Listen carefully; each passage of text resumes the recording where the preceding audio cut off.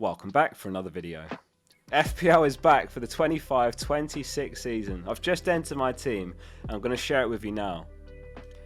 This season's going to be like no season we've ever had before. I think it's shaping up to be maybe the funnest one ever due to all the changes we've got. I'm going to be posting daily content during the pre-season and once the season kicks off to help you do well this season. If you're new around here, I've been #1 in the world in FPL before, going back a few years, but it's worth mentioning. And last season I finished 3.4k out of 11.5 million managers. So hit subscribe so you don't miss out, it's all free here. I've also, in case you didn't know, got a free FPL app. Search FPL Focal in the App Store or go to fpl.page in your browser. Over 200,000 managers used it last season, which is crazy. And there's loads of new features that we've been working on over the summer break, which are here for 25-26. Like the fixture ticker's a game changer. You can now sort by attack, defense, or overall difficulty. You can filter by Gameweek range. You can sort by best rotation, and you can get custom difficulties even. Like you might disagree with some of the ratings that FPL uses, so you can change that. You can remove teams or even remove particular game weeks, like if you plan to free hit in a certain week, you don't need that included.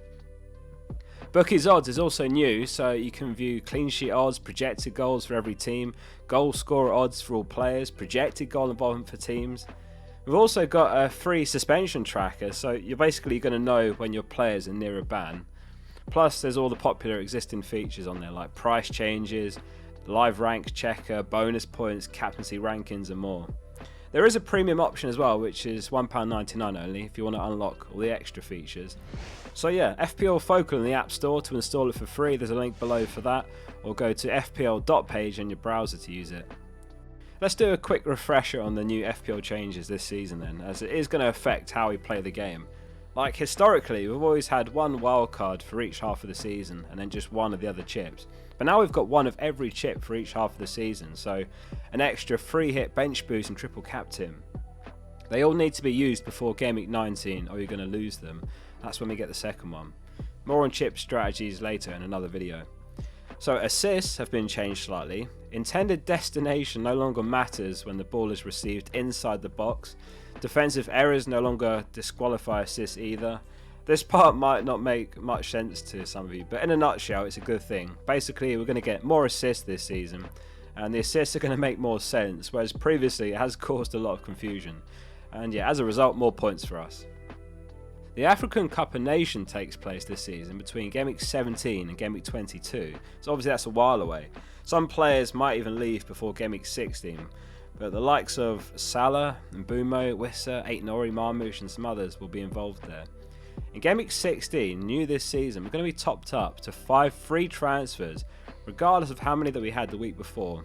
So the takeaway, and obviously we'll talk about this more near the time, is to get all your free transfers spent in Gameweek 15, because the next week you're going to have 5 in the bank. There's been a few changes to bonus points as well. Some changes are going to see keepers and defenders get more bonus points basically. Goal line clearances have had a big boost in BPS, and penalty BPS has been reduced a bit, which does make some sense in fairness, because the game had reached a point where at times lots of people were just picking like 7 or 8 penalty takers and leaving them to it. And yeah, lastly, another big change is there's points for defensive contributions, which could see those defensive mids that have always been pretty dead picks in FPL actually handy now. So clearances, blocks, interceptions and tackles. If a defender does 10 of those in a game, they'll get 2 extra points. Midfielders and forwards need to do 12 to get 2 extra. So yeah, we might see a shift towards centre backs doing really well in FPL, when traditionally it's been the fullbacks that have been the meta because they're the more attacking players. So that's your recap. And lastly, the Focal Mini League is live. The code for that is DDQIOU. That's in the description as well with an auto join link. Good luck everyone.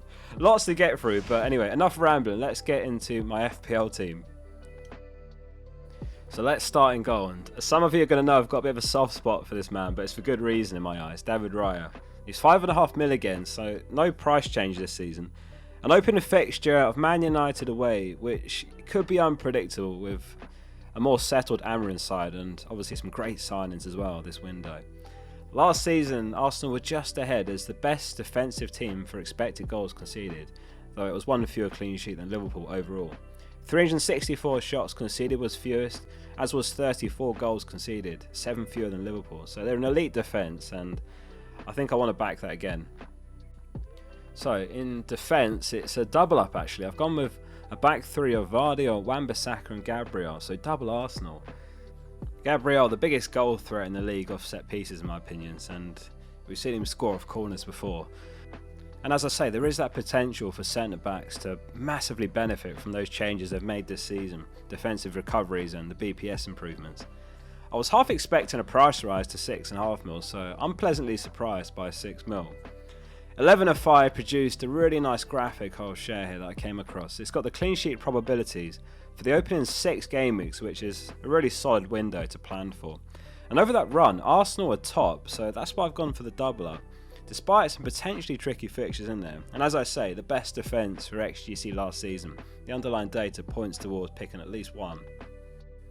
Vardy is City's best defender, so he feels nailed, and 6 million. And I think an important skill in FPL is you have to remain flexible and be open to changing your views on players and teams.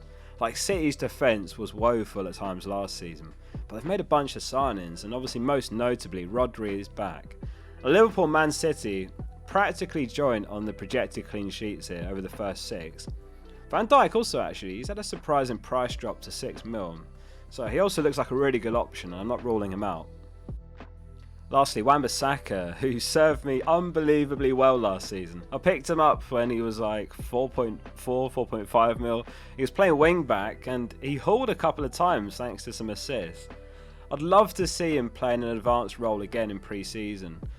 Speaking of pre-season, by the way, I do a series tracking every single pre-season match, all the results, tactics, etc.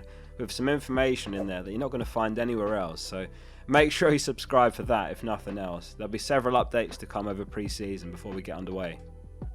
So let's get onto the midfield, where it's a bit more interesting. It's a midfield 5, and I've gone with Rice, Ahmad, Salah, and Dye and Palmer. Rice is a bit of a funny one. He's never really been in our thinking from an FPL perspective, has he? But obviously he's world class, and in the 23-24 season he got 165 points, and he was only 5.5 mil, which is really good value. Obviously takes the odd free kick, 11 returns last season, he got 16 the season before that, and yeah, there's those defensive contribution points up for grabs as well, which could favour him massively. I mean, over a season it's probably not going to be a huge difference, he might get an extra 20 to 30 points perhaps. But yeah, I'm really curious about Rice as a pick now, who obviously does the defensive work, but he does still have attacking returns in him, so it could be a gem this season for 6.5 mil. Maybe a bit of recency bias here, but Palmer's home to Palace, and who saw the Club World Cup final against PSG? 2 goals and an assist that game. I mean, PSG have looked the best team in the world lately, so that says it all. He was unbelievable that game. The other thing to note is that he was playing down the right rather than through the middle. Now, in his first Chelsea season, that was where he was largely playing when he got, 244 points in about 29 starts. And Madueke's left for Arsenal as well, so perhaps we see Palmer back where he gets the most enjoyment down the right. I mean, Maresca surely sees that. Let us know in the comments, Chelsea fans, is Palmer back? Obviously, I say that like he was bad last season, like 214 points was still amazing overall. It was just, he did so much in the first half of the season, didn't he? In the second half, it kind of all fell off and did that dry spell. But yeah, I think he's a really good pick still for 10.5 mil. Ahmad's filling a 6.5 mil slot that's got lots of contenders. Mitoma looks good as well for the same price. Obviously, it's not great having an attacker versus double defence, but he did break out last season, didn't he? And despite a long injury, he had 8 goals, 8 assists. So he's cheap and there's a lot of promise shown there. I mean, he could have ended up having like a 12 goals, 11 assists type season if he'd not got that injury, and then we'd be saying like 6.5 mil, massive mistake for that cheap. I do wonder how it's all going to fit together though, with Cunha, Mbeumo, Ahmad, all of those in the picture. Cunha's fine, but yeah, are Mbeumo and Ahmad competing for the same spot, or does Amarim find a way to use both of them? And Dyer was on pen duties last season, and he faces newly promoted Leeds in Gameweek 1. I love having a player against a newly promoted side Gameweek 1. It always feels like a massive opportunity. Everton's opening run of games isn't too bad either. Like after that, they've got Brighton, Wolves, Villa, Liverpool, West Ham, and Crystal Palace. Moyes completely turned them around last season after he arrived mid-season, and we might see further improvement as well. Lastly, who else but Mo Salah? Now, a price rise to 14.5 million, which is the most he's ever been. Surprisingly, not 15 mil. That's what I thought he could come in at, because he absolutely destroyed the all-time points record. It was a record he set himself as well. And Haaland, let's not forget, got that 15 million price tag with about 120 fewer points. But yeah, no complaints though. So Haaland, Salah, or neither. Haaland, in case you don't know or haven't checked, is 14 million, so he's 0.5 less than Salah. Let us know your early thoughts in the comments. I'll definitely toy with how the money spreads around if you go with neither of them. Like, you could go Palmer and Saka, and then suddenly you've got an extra 4.5 mil. And then, you know, suddenly that's upgrades like going Bruno over Ahmad and other changes. Up front, it's front two of Watkins and Wood. Watkins still managed 186 points with 31 starts. Obviously, at one point, he was competing for games with Duran, and they were sharing minutes. But yeah, he's the main man again, and I really like Villa's opening run. They've got the likes of Brentford, Palace, Sunderland and Burnley in there. 9 mil, a little bit steep. I was hoping for 8.5 mil. I could be swayed to downgrading him and then, you know, upgrade a midfielder, but yeah, right now I quite like the Watkins pick. And lastly, Wood, who was only beaten by Isak among forwards of points last season, having scored exactly 200. Only 7.5 mil as well, which is slightly cheaper than I expected. He's got Brentford home game week 1, he's got West Ham home game week 3, he's got Burnley and Sunderland back to back in game week 5 and 6. The concern is that they have just qualified for Europe, and we've often seen teams like Forest in the past reach that level of success, and then they do struggle when, you know, the volume of games picks up. They're playing weekend, midweek, weekend, etc.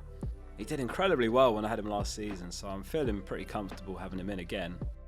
The bench is Kinski, Konsa, Heaven and Obi.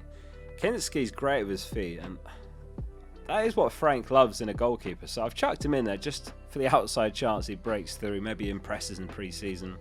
Obviously, it's way too early to say if any 4-mil keepers or defenders look like nailed starters. I imagine there'll be lots, but mainly defenders and probably from the promoted teams. But yeah, that'll become clear over pre-season later. I mean, Heaven did impress me when he played for United last season when he got his chances, but yeah, I doubt he's nailed. Konsa, as I said, along with Watkins, great opening fixtures overall. He's benchable for Wan-Bissaka in game week 1, that's my thinking there, and then you aim to start him beyond that. Obviously it's so early, they still need to kind of soak it all up, FPL, like where the value is, which players are best, which are avoid, so I'm going to take some time to soak it up, and there'll be more videos to come every day from here on. It's so good to have FPL back, I'm buzzing to be making videos again, and I'm happy to also share, I'm going to be working with Fantasy Football Scout again this season. All the stats that I use in videos come from their members area, and they've knocked it out of the park with a brand new page which has basically got a bunch of widgets including some really useful new data like defensive contributions. I was a member for 3 straight years before I even started this channel, so that kind of says it all in terms of how useful I think it is. You can get 47% off now as well with a link in the description, or s.id/FPL Focal, link below for that, and thank you again Scout for allowing me to make these videos every day. Thank you as always, and see you soon for the next one.